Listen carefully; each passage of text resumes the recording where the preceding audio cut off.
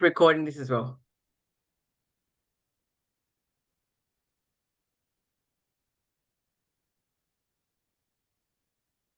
We're good to go, Jen? Let's go. All right. Good evening, everybody. And it is evening, or nearly evening where we are now, 5 o'clock. So thanks for joining us at this different time. And we've done so because some of our presenters are international, and this was the best time to find a crossover. So if you're ever in a webinar and you've got to sneak a cheeky glass of Chardonnay, maybe today's the day that you'll get away with that. It's like the COVID lockdown time.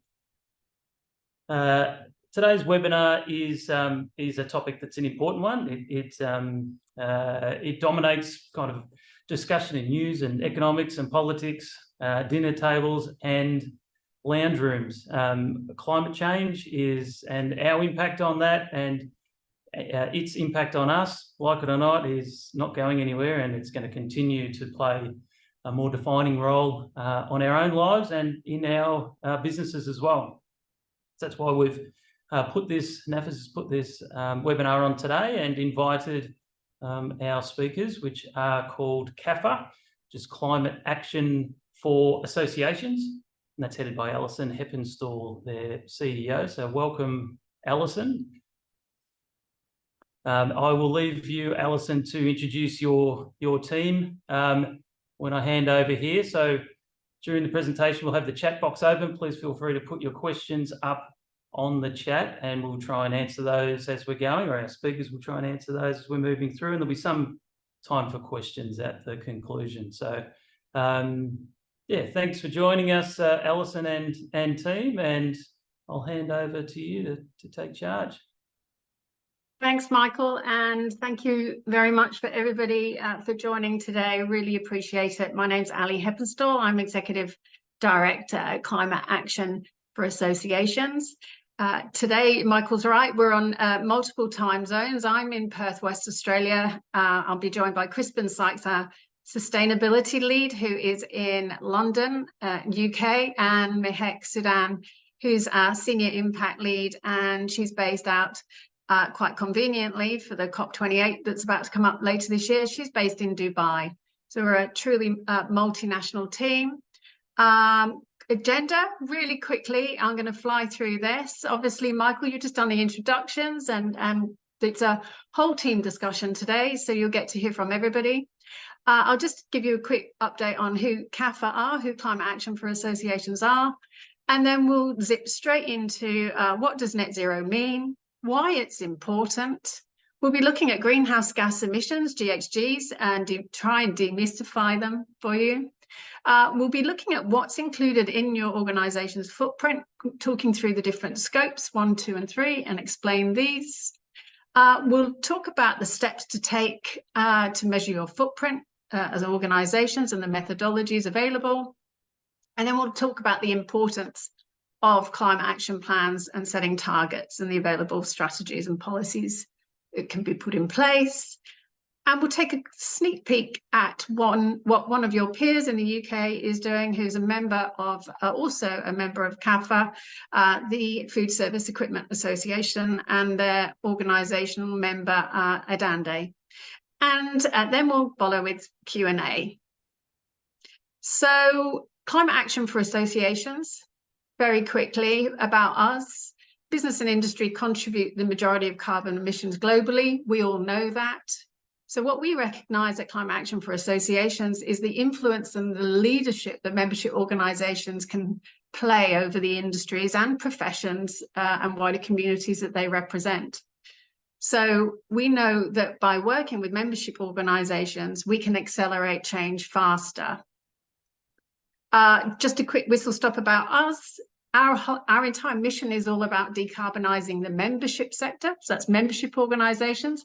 But as part of that, it's all about assisting membership organisations to lead and influence their members towards positive climate action. We take a huge advocating role to proactively encourage membership organisations to join the Race to Zero campaign and strive to achieve a 1.5 degree goal. We're a UN accelerator for the Race to Zero campaign.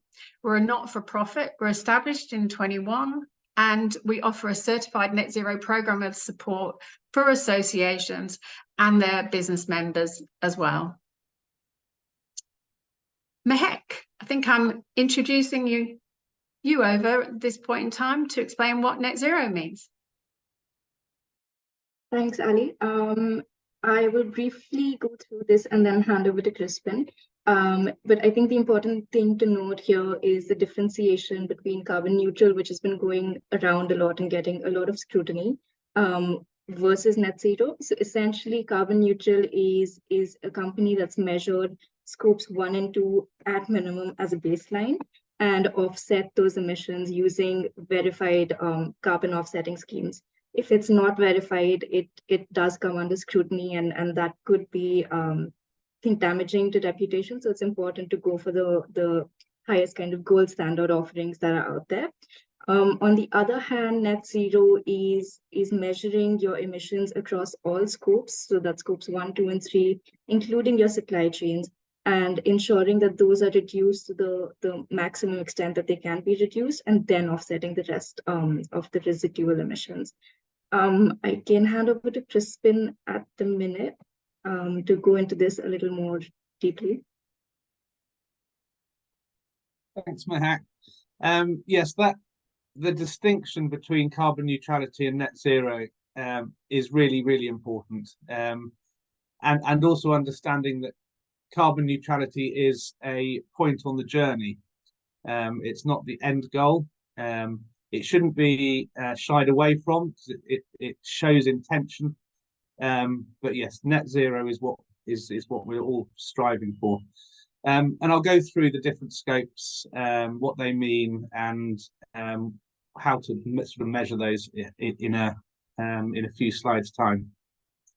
So to frame why we're here, why it's such an important topic, I certainly don't need to go through the context. Obviously, climate change and emissions are a huge part of what's happening to our climate. But why is it important for business? And there are, I mean, I've listed just a few here, but there are some really, really crucial areas to understand as to why addressing carbon emissions. We talk about carbon. Carbon always has the prime spotlight. It's not just carbon. It's all the greenhouse gas emissions. But carbon dioxide is probably the biggest contributor, which is why that has the centre, which is why we refer to carbon footprints and carbon emissions. But why is it important? Well, legislation is ever changing, and across the world, governments have put in place mandatory carbon reporting for the bigger companies, and those the eligibility of what determines a large company does change, but generally it's if you've got around 250 employees and a revenue of, I mean, if we look at US dollars equivalent, about 40 to 50 million US dollars, then generally you have to report your carbon as part of your mandatory reporting, like financial reporting. However, this does, it does extend into supply chains, and when a large organization has measured their scopes 1 and 2 and some of their 3, they start looking at their supply chains, which will affect companies of all sizes. And certainly over in the UK, we're seeing a lot of small companies that supply large companies getting asked for carbon reduction plans and targets, and they're starting sort of to panic a little bit. So understanding the journey now and getting prepared is absolutely crucial. Brand value, customer pressure, employee pressure. Everybody's talking about this, as Michael alluded to earlier, and it's becoming a question that everybody's sort of asking of responsible businesses. So the task force on climate-related financial disclosures is becoming a bit more of an internationally recognised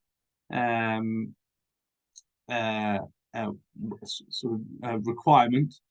And Australian government have they have said, this hasn't come through yet, but that they're going to introduce this in 2024, and that will be for the larger companies.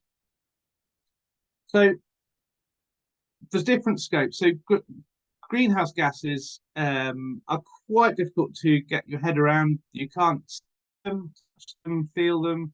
You can't weigh them, although we do talk about carbon emissions in terms of weight. So the greenhouse gas protocols have, which is the internationally recognized method and standard for measuring carbon emissions, have broken them into 3 different scopes. Scope 1 being the direct emissions from activities that you as an organization own. So that would be your building, how you heat.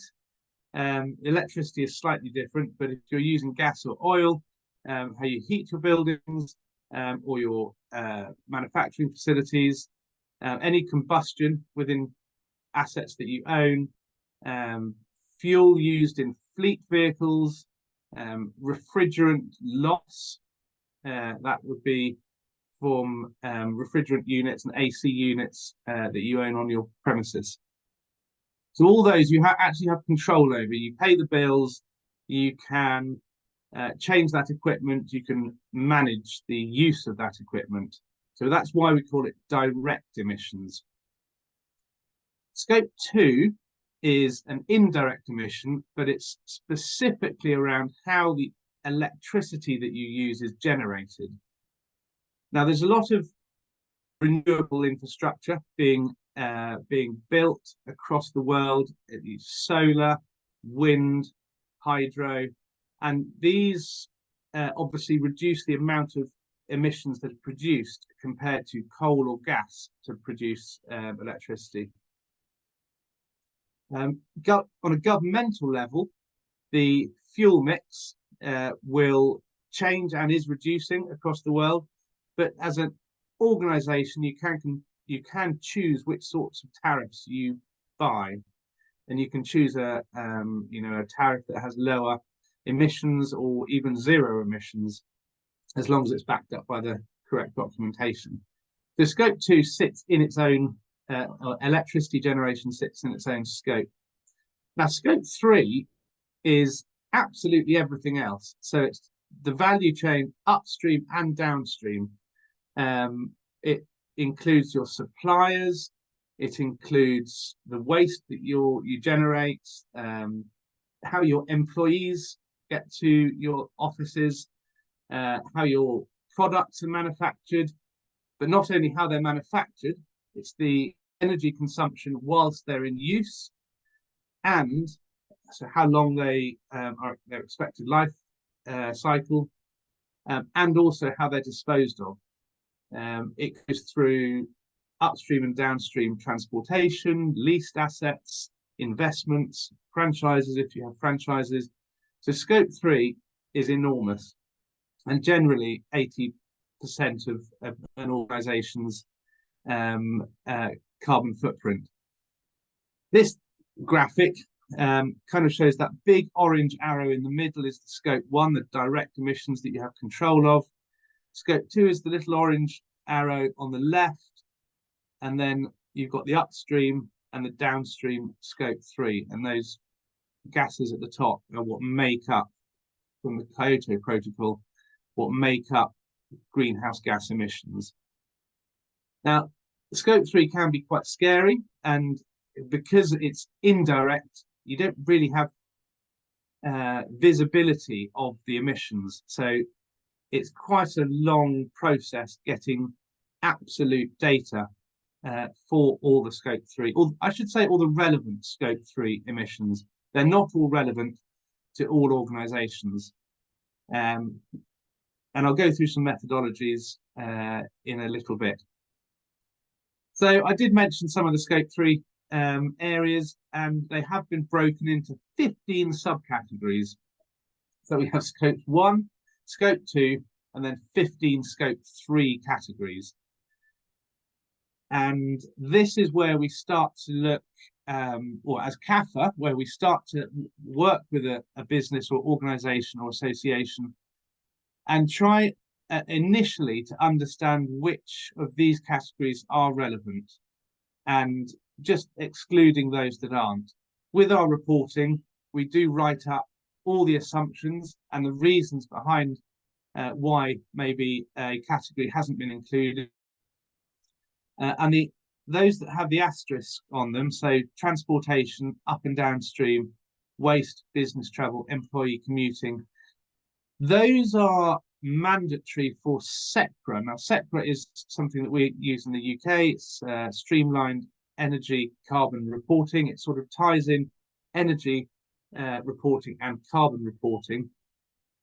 And some governments will say that you need to report your scopes 1 and 2 as a sort of a mandatory reporting, and others include just a few of these scope 3 categories.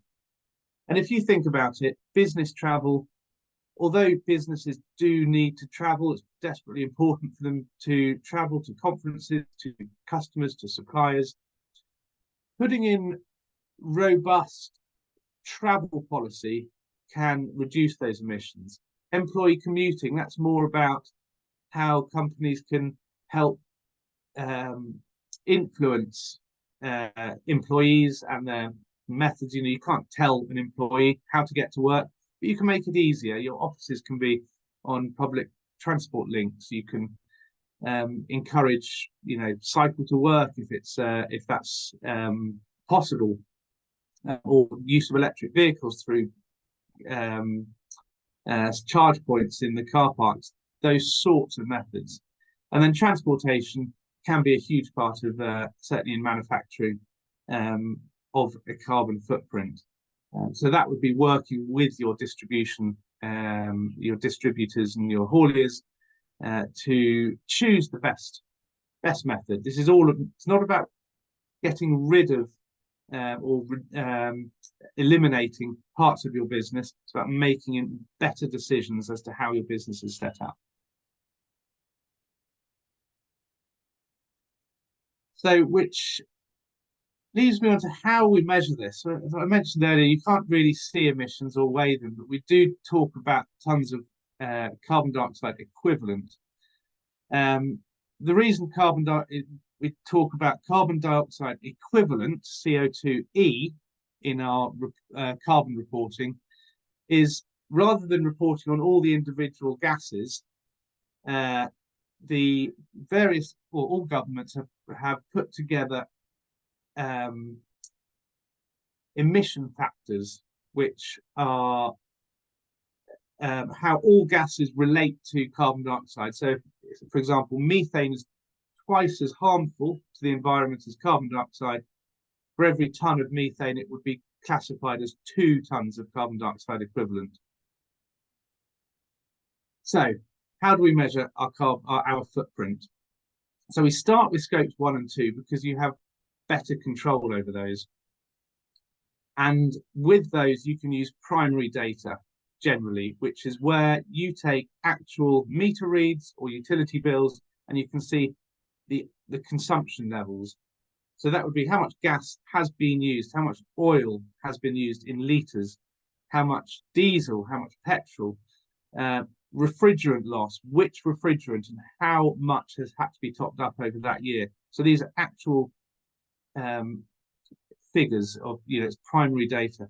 You can then use that data and those emission factors to convert a litre of diesel or a kilowatt hour of electricity into carbon dioxide equivalent. That primary data is the best granularity, but where it's not available, and certainly in many areas of scope 3, primary data is hard to find or just not available, we can start to use secondary data. Now that is from assumptions on, it can be financial spend. I've spent X amount with this type of company, and therefore I can look at the emission factors associated with that type of industry and use that for my reporting. Now, obviously, that's not as accurate, but it's understood that we all need to start somewhere, so it's accepted.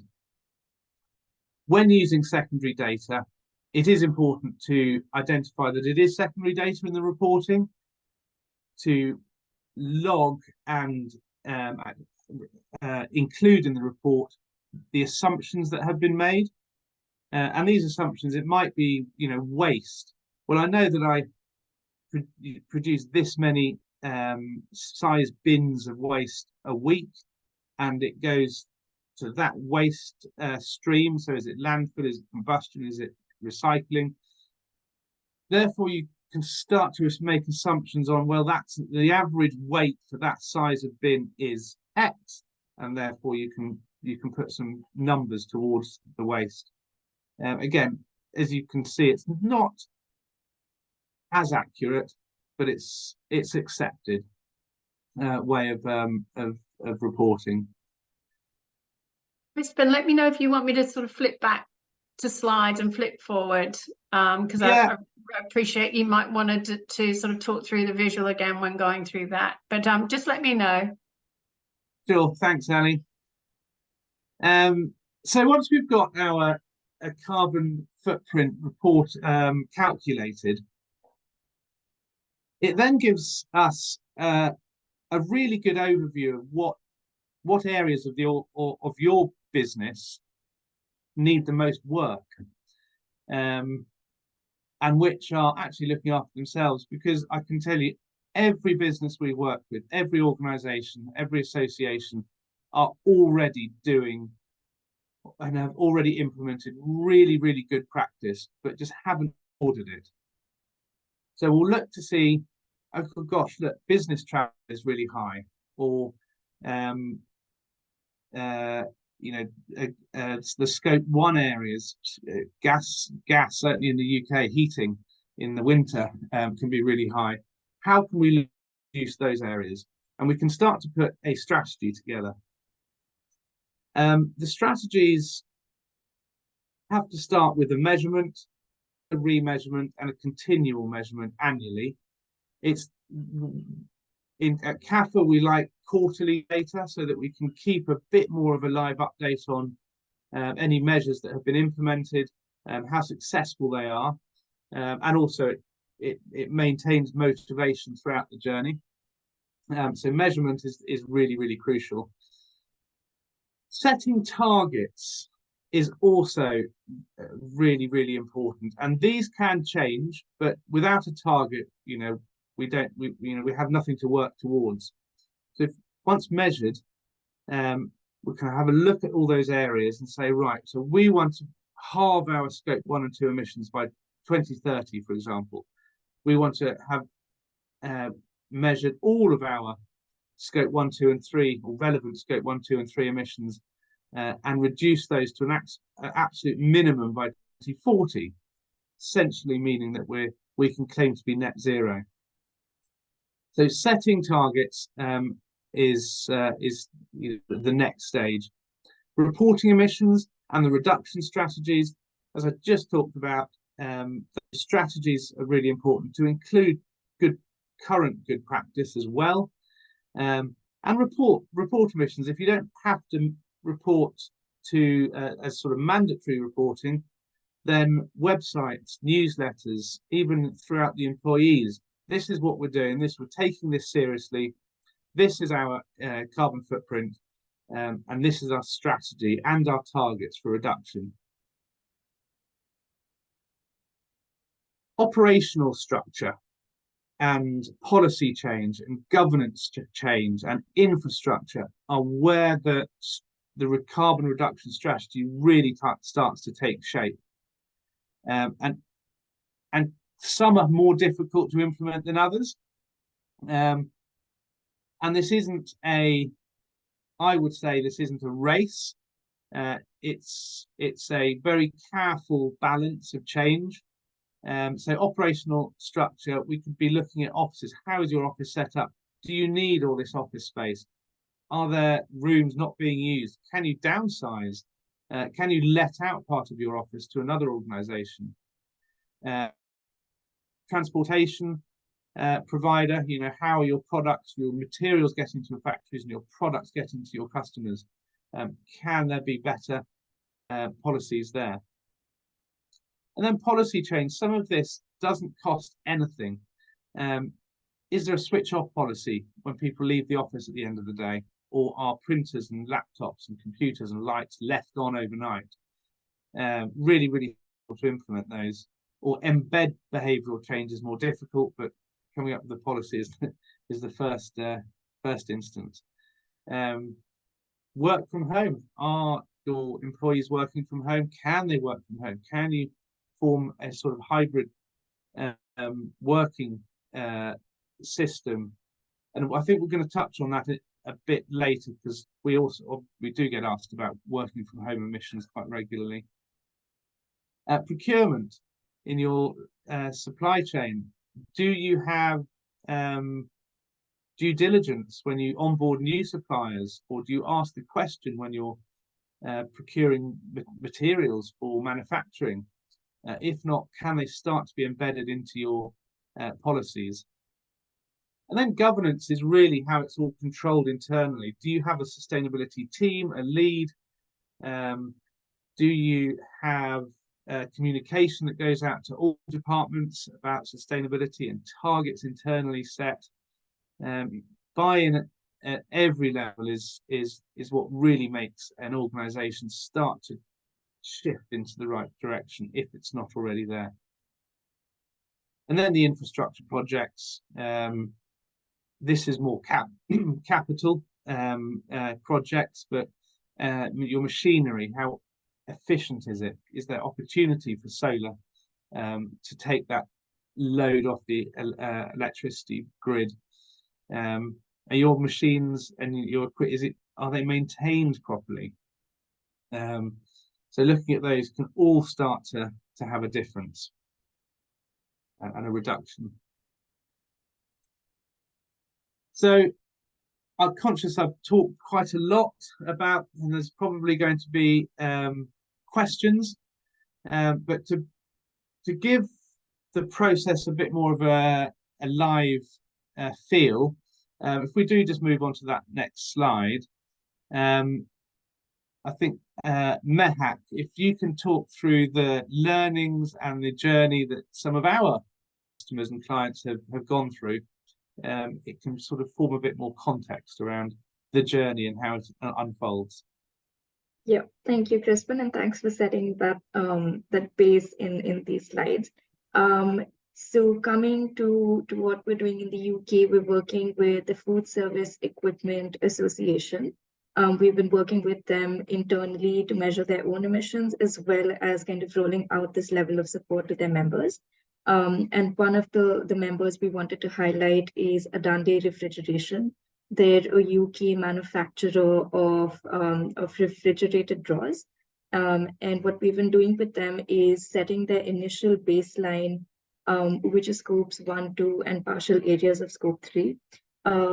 And as you can see, I've included some graphs here which don't speak to the exact amount of emissions, because that would be confidential data. But a lot of the emissions sit within scope 2 and scope 3, as Crispin has pointed out, which tend to be the indirect emissions that they might not have the most control over. What they've done in terms of steps they've taken is they've got their baseline in place through working with us, and they've offset that initial baseline, so that's scopes 1 and 2. And then we've kind of tracked the existing sustainable practices within the organization, because there's rarely a case where we see that there's no existing sustainable practices. Every organization does tend to follow some pre-existing practices. And it's important to include that into the narrative, which is what we've done. And now we are on the stage where we're progressing with their live emissions. So based on the recommendations from their baseline emissions, what could be changed to reduce their emissions to make them move towards net zero? We're tracking that and the impact that those actions have been having. Especially with scope 3, I think one of the most helpful kind of actions that we would like to continue with other members is doing a calculation of embedded emissions with each product, and we're not doing that in isolation with Adande. We've been discussing this with FEA as well, so it becomes more of an industry-wide shift. And given that most of the emissions sit in scope 3, it sits with a lot of their suppliers, which could be anyone from office suppliers for a printer to kind of transportation suppliers for the manufactured product towards the end. So we're reviewing all of those. They've got a lot of kind of actions to go ahead with. And I think an important thing to note here is that all of this doesn't happen in just 1 year. It doesn't happen overnight. It's a multi-year, it's a multi-decade journey almost. So like Crispin said, we can't the goal would be to get everyone to just reduce as much as they can, but it does take time to make these changes over time and towards kind of aligned with the 1.5 degree goal. The other thing that Adande has been doing really well is beginning to engage with their suppliers that are not limited to the UK. And we kind of support them through that entire process, through letters, through engaging with the suppliers. If they've not been responsive, we're seeing where they can gather that information. And this extends to international as well as local suppliers. So these are just a few things that Adande is doing. They've been reporting, they've been publishing and kind of putting out their carbon neutral status as well as the actions that they've been taking. And we are looking forward to kind of continuing working with them on their journey. Ali, shall we go over to you for any questions that there might be? Can I start, Mehak? What was the real driver for Adande to, embark on this? Was there something specific around that? Sort of yes and sort of no. I think there's a recognition that everyone needs to be acting towards this, but that also gets combined with the increasing kind of regulations coming out from the UK government in terms of reporting, because every company is in some shape or form a supplier to another company. So every company tends to sit in someone else's scope 3. And so as we move on to those supplier audits, it becomes important for each company to have reported on their emissions. But that being said, there is also a lot of internal ambition for Adande to kind of do the right thing outside of the business opportunity, because we also come at it from a cost saving perspective. So usually if you shift to a green tariff or a more sustainable tariff, those do come with cost reductions. It makes sense from a business perspective as well as from, say, an ethical or a moral perspective. Right. On a separate one, it might be Crispin. For those of us that have got solar panels, obviously there's a benefit there that we're not consuming the same level of carbon in terms of reduced energy purchasing, but is there a further benefit in terms of the power that we send back into the grid? Can we claim some of that carbon back? Well, I suppose how each government treats the feed-in of electricity from sort of residential solar or even from an office is all a bit different. So on carbon offsets, and certainly on renewable and zero emission tariffs, they need to be backed up by certification, so that the suppliers need to prove where that energy has been generated and that it is either zero emission or a renewable means of electricity generation. Certainly in the UK, we can't claim the solar that we generate and feed back into the grid as part of our offsetting. I really like the idea of having that linked. I think probably administratively, well, we don't produce huge amounts of sun and mainly consume what we do use. So I think certainly in the UK, that would be too big a job for the benefit. But also, any excess electricity generated, the advice is to store that and use that when the sun isn't shining, so overnight, rather than feed it back into the grid. And that really is for cost. You know, the amount that you get paid for your solar generated electricity isn't as much as you pay for it. And there are losses along that grid network as well. So no, you can't claim the carbon mitigation, but that might change. But yeah, what you do with your excess electricity also does need to be carefully considered. You mentioned the measuring, and you talked about it a fair bit in there. Is that purely self-regulated, or do those reports need to be audited? Obviously, there's external companies you can engage to do that. Where does that stand in terms of how you report?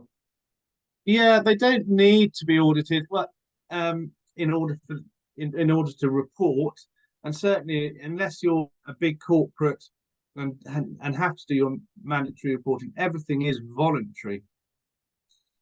If you have it audited, then obviously it offers an extra level of assurance to stakeholders.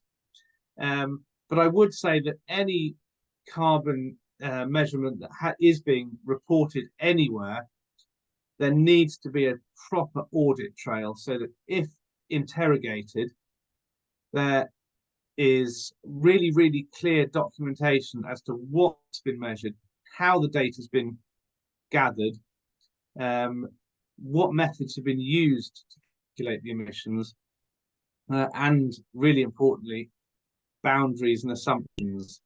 But if you have an internal team that can do that, then great. Most that we work with, the reason we work with them, is because they don't have those internal teams. And so we form a sort of like an accountancy practice. You form a sort of third-party partnership to take that load off. I think you talked a lot today about eliminating kind of carbon usage or creation, I guess. So you mentioned just before the carbon offsetting as well. I mean, it's a bit of a grey area. How do you find good legitimate kind of ways to be able to do that, and how do we know that that's kind of genuine and it's can you talk on that a bit? Yeah, sure. Again, question we get asked quite regularly is how can I be sure that my carbon offsetting scheme, or I should say the carbon offsetting scheme that I'm investing in, is actually offsetting the carbon that I've purchased?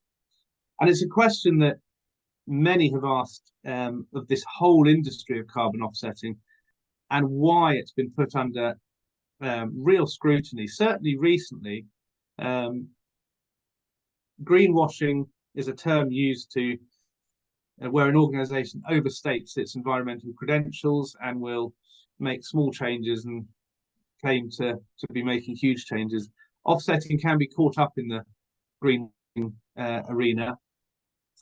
There are global standards, VCS, gold standard, that are used to ensure that carbon offsetting schemes actually are doing what they say they're doing. And these are the ones to follow. Now, we actually outsource our carbon offsetting to a company that audits and does all the due diligence and does all the annual audits on the schemes that are purchased. And that's probably the most robust way of ensuring that your schemes do what they say they're going to do. And just if you think about carbon offsetting schemes, what that means is you're paying for an activity that either takes carbon out the atmosphere or stops carbon equivalent being put into the atmosphere. So there's two different subtle differences there. And these can be through tree planting. So a tree, once grown to a certain maturity, will sequester carbon through photosynthesis, and turn that carbon into tree bark and the roots, and it will capture the carbon. Same with peat bogs. These are very natural ways of taking carbon out of the atmosphere. The mitigation methods are more about rainforest protection, and about renewable infrastructure globally, and this is a global problem, so it's a global solution. So these projects may range from South America through Africa's and through Europe and all around the world, but they do need to have that verification and validity as to, has the trees that I purchased, have they survived? Have they survived the 50 years they need to survive in order to sequester that carbon? So yes, it's an audit process, but it's a really important decision when choosing an offsetting scheme that those audits are happening, and that it's not just a greenwashing exercise, because that's very reputationally damaging. I think that's really important, Crispin, and we work really closely with all the organisations that we're working with to certify their carbon emissions, to identify the right offsetting opportunity for them, working with verified suppliers. And Crispin at the team do that and work really closely, because every organisation is different. Some organisations choose not to offset at all, and others choose to offset their entire residuals. It's very much dependent on each organisation. I think coming back to our definitions that we covered at the beginning of the webinar, is that offsetting is actually there's so much scrutiny and controversy around offsetting, but it is a critical part of any organisation's net zero journey. Isn't that right, Crispin? Yeah, I do. I really agree with that. It's definitely, it's not the goal. Carbon neutrality and offset. Net zero is definitely the goal, but carbon neutrality is a really important journey. It shows direction. It shows leadership. It shows, and you can share your strategies as well with your stakeholders.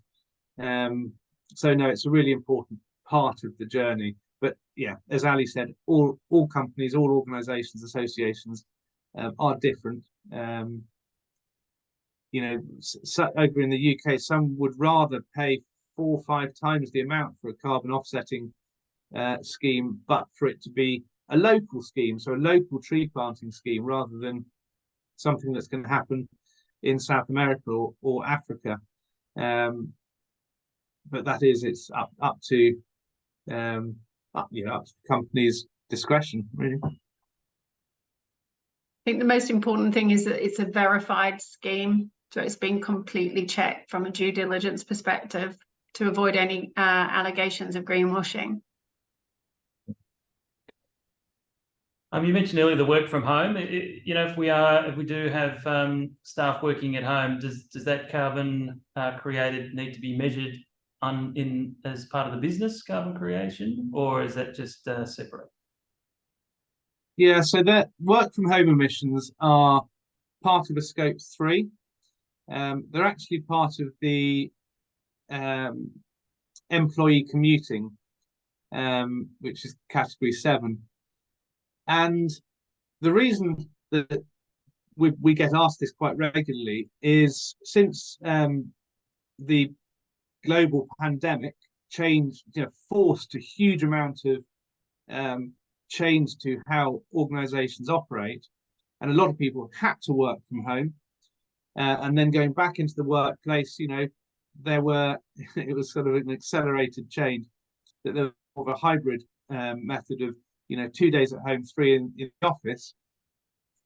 Well, that's all well and good for your scope 1 and 2 emissions, because you're reducing the amount of consumption in the office. And some companies say, look, let's just close the office on a Friday or a Monday or both, and have everybody in Tuesday, Wednesday, Thursday. That's quite an efficient way of reducing emissions. So you're not running the whole office all the time and having people at home. But what you're essentially doing is pushing emissions from scope 1 and 2 into scope 3, which isn't best practice if it's ignored.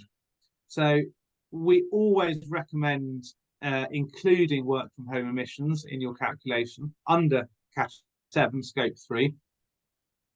But because also it will reduce the commuting emissions if you're not having to get in the car or ride a bus or a train or however you get to work. Those emissions will reduce. So having the whole holistic view is important. But how do we actually measure emissions associated with work from home? Because everybody's home setup is different, and getting the best level, the primary data for work from home would mean understanding from each employee how big their work from home office is, how much energy they consume whilst at home compared to in the office, how many other people are at home working. There are too many areas for it to become practical. So governments, and certainly over in the UK, the Office for National Statistics have done a study, and I know globally governments have done put these emission factors together for employee working from home, and their averages. So they've surveyed tens of thousands of people of the workforce and done a survey on what their emissions look like and averaged it out so that we can say if an employee works from home, and it's done percentage of the time. So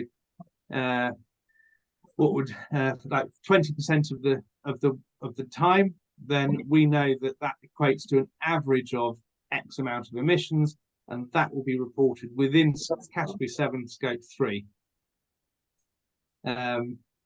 So yes, just pushing it out of scope 1 and 2 into scope 3, it can be done, but it would come under scrutiny. Best practice is to include it, so that it's very clear the impact of that. Great, thank you. I think if one thing's clear, it's like you said, Mehak, this is not an overnight cure-all here. This is a longer journey that needs to be embarked on over a period of time and worked up.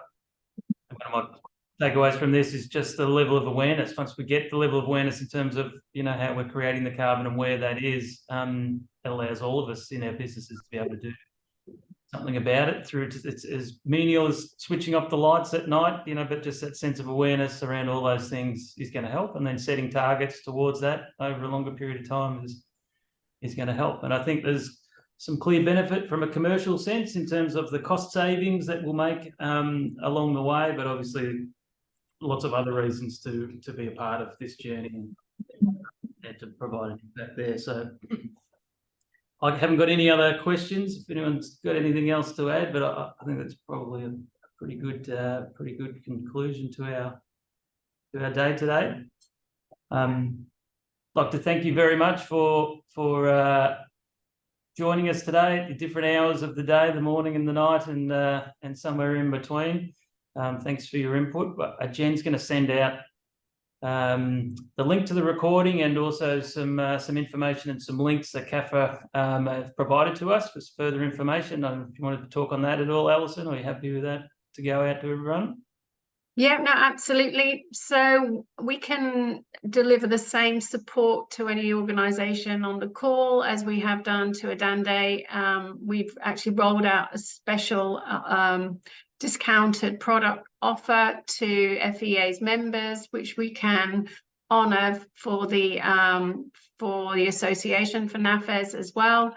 If any organisation is interested in even having an initial exploratory conversation with us, this is the email to contact. It's netzero@CAFA Collective, or you can contact me directly.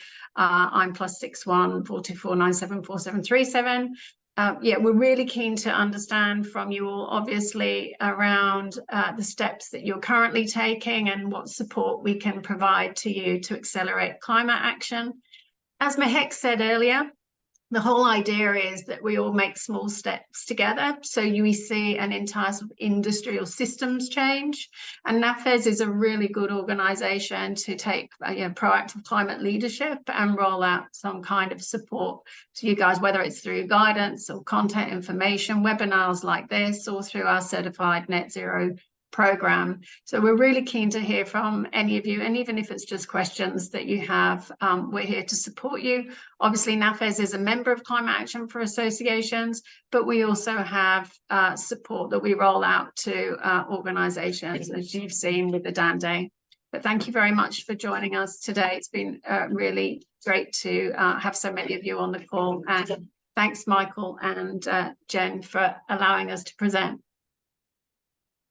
Thanks, Alison. Thanks, Mehak and Crispin. I really appreciate that. And just on a NAFES point, we've had a very successful CFSP course run this week. So thanks, Jennifer, for all that and everyone that participated.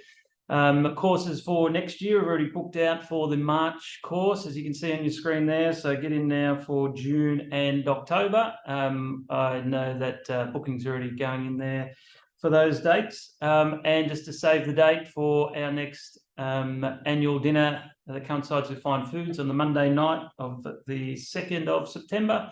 Pop that in your diary, starting to make the bookings and the arrangements for that already. So if we can help at NAFES with anything else, please contact Jennifer at nafes.com.au or myself. And thanks for joining us at this weird time and being a part of today's webinar.